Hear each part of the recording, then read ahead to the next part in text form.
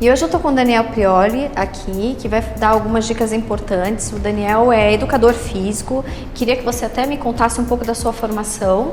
Eu sou formado em Educação Física, com especialização em Fisiologia do Exercício. Tenho treinamento de força também, especialização em treinamento de força. E algumas outras relacionadas à reabilitação também. O Daniel tem um estúdio e a gente veio falar sobre 2 exercícios super importantes que é comum até dentro das atividades, né, do profissional de educação física, sobre membros superiores. Então a gente vai falar de erros comuns que enfim, na carreira profissional dele acaba acompanhando e sempre tendo que fazer os mesmos ajustes. Então a gente vai estar falando do que não se deve e de que forma que se deve executar esses exercícios. Então a gente vai estar trabalhando no supino, né? Isso. E no puxador costas. Isso. Então coisas que você acaba tendo que, enfim, sempre insistir nessas correções, nesses ajustes para melhorar a performance. Melhorar a performance e a execução da maneira correta para evitar também algum tipo de lesão.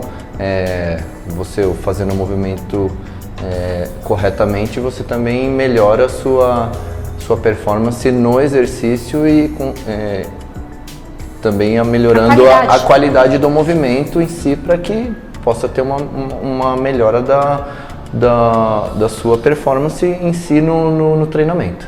E a gente costuma ver que nesses 2 exercícios existem alguns erros muito complexos, né, que podem criar lesões ou realmente posicionamentos errôneos aí, né, no sentido de ombro, de cotovelo e lombar. E fica a dica para vocês assistirem esse vídeo, que tem 2 exercícios super importantes do cotidiano das academias. Daniel, a gente também vai falar sobre esse exercício, que é um exercício livre, que é um supino, né? Conhecido como supino. Para que serve esse exercício? Esse exercício é um exercício básico também na musculação, muito executado. A gente brinca que segunda-feira é o Dia Internacional do Peito e todo mundo começa com supino. Então é um exercício para peitoral, obviamente que incide outras musculaturas como músculos secundários, mas a musculatura principal envolvida é o peitoral. E você também deve ter já observado ao longo de anos, enfim, fazendo treinamento em vários alunos, que existem os erros mais comuns que acaba fazendo algumas compensações, vamos dizer assim, se não seriam adequadas. O que a gente pode falar desses erros? Em termos de compensações, erro posicional da barra. Tem pessoas que descem a barra muito acima da linha do peitoral, quase no pescoço, e pessoas que descem muito abaixo da linha do peitoral, mais na região abdominal.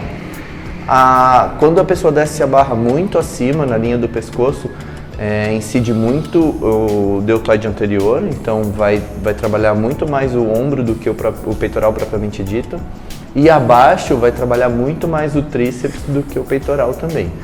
Como o intuito do supino é trabalhar o peitoral, então a barra deve descer na linha dos mamilos mesmo, bem no peitoral medial.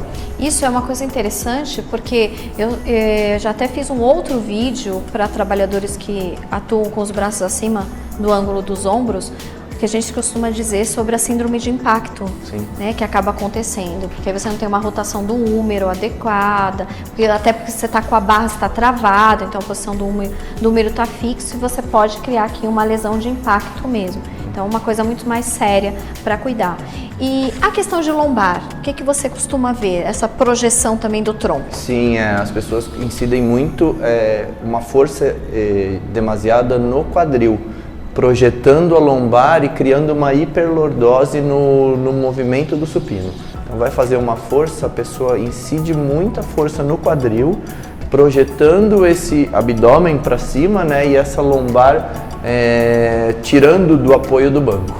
Tanto que quando a gente olha lateralmente, você vê o aluno executando esse exercício, às vezes você vê que fica um vão, né, muito mais amplo. Ele cria realmente uma curvatura na região de lombar ampliada, até por conta dessa projeção das costelas. Então você pode ter um problema ali de região tanto de uma lordose na região lombar, como também uma lordose que a gente costuma dizer que é diafragmática, justamente por conta da altura de T12, de T11, das costelas ali, né? Da elevação dos arcos costais. E isso começa a trazer um problema depois, que a gente costuma dizer de bloqueio inspiratório. Normalmente, a gente já tem bloqueios inspiratórios, tá? A nossa tendência maior é que, por diferença de pressão, o ar entre com facilidade, mas a gente tem dificuldade de soltar o ar.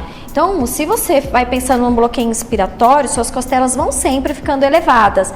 E aí, você vai diminuindo o espaçamento para novos ciclos de ar. Ou seja, se eu já estou com as costelas elevadas, eu não tenho mais espaço para colocar mais ar. Então, é muito preocupante esse padrão de costelas elevadas. Tanto que quando você olha, essas costelas mais baixas estão sempre muito mais aqui pontiagudas. Então, é uma coisa que pode complicar nesse exercício. Outro movimento é o do cotovelo, que aí sim é um movimento que pode ocasionar uma lesão. Então, o movimento posicional do cotovelo. O cotovelo deve estar mais ou menos a 45 graus do ombro, para que a barra desça certinho no peito e você faça força no peitoral, propriamente dito, sem usar outra musculatura ou outra articulação para que isso possa acontecer, para que você possa vencer a força da barra. Daniel, a gente sempre costuma dizer, como são ciclos, os exercícios são ciclos, às vezes 3 de 10, 3 de 15, 3 de 12 e tal. O que a gente costuma perceber é que a fadiga muscular começa a trazer um erro posicional. Exatamente. Nos primeiros ciclos, o aluno vai bem. Depois, ele vai ficando cansado. Sim. No movimento e aí que ele começa a fazer compensações. Exatamente. Então, o cuidado faz o movimento lento, respira durante o movimento. E tenha consciência de fazer sempre o movimento executado perfeitamente. Começou a criar esse movimento errado, descansa, para depois recomeçar um novo ciclo. Hoje em dia se fala muito em treinamento até a falha. A falha, muito legal, o treinamento até a falha. Porém, desde que seja feito o movimento corretamente. Não adianta você só levantar o peso até você não conseguir levantar o peso, mas todo errado, criando uma série de movimentos errados, tortos e podendo ocasionar algum tipo de lesão no seu corpo. Daniel, esse exercício também é um exercício super interessante para a gente falar. É um exercício comum em todas as academias. Sim. Chama puxador costas, Isso. né? E eu gostaria que você me citasse assim, alguns erros que você vê de execução e para que ele serve. É um exercício básico também, né? Para dorsal, para as costas. O puxador ele é bem comum, tem na grande maioria das academias, se não todas. E também podem ocasionar alguns erros de execução. Um erro bem comum é a rotação interna do ombro. Então a pessoa, para ter um maior ângulo de execução, no final do movimento, no final da contração, ela roda o ombro, anteriorizando o ombro e jogando o cotovelo para trás, para que a barra consiga descer um pouco mais, mas pode ocasionar uma lesão no ombro, essa rotação interna.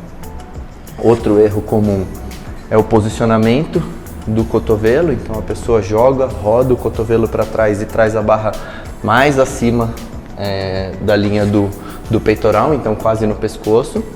E um terceiro erro bastante comum é uma compensação lombar. Então a pessoa cria uma gangorra.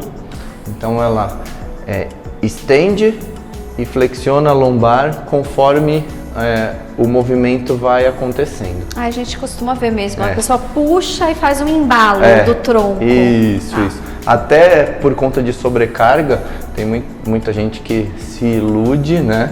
Coloca uma sobrecarga maior do que está acostumado ou do que consegue mesmo executar e aí cria essa compensação. Acaba acontecendo no tronco inteiro, tá trabalhando. Exatamente. E me conta, qual seria o ângulo correto, antes que a gente mostre no aparelho, o ângulo de cotovelo, quando ele desce? É muito parecido com o do supino. Então é um ângulo de 45 graus, criando uma extensão e uma flexão do cotovelo junto com o ombro, fazendo um movimento por completo, né?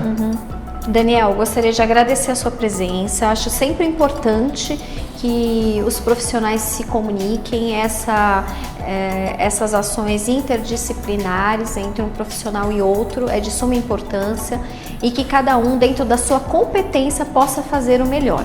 Gostaria que você passasse as suas considerações.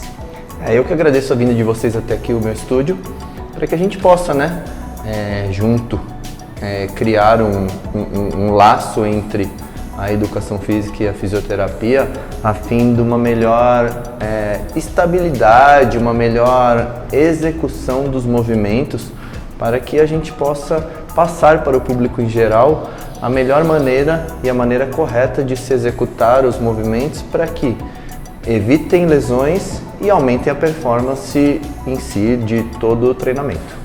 Muito obrigada, Daniel. E gostaria de deixar aqui o convite para que vocês acompanhem o nosso canal e o nosso quadro Saúde e Bem-Estar.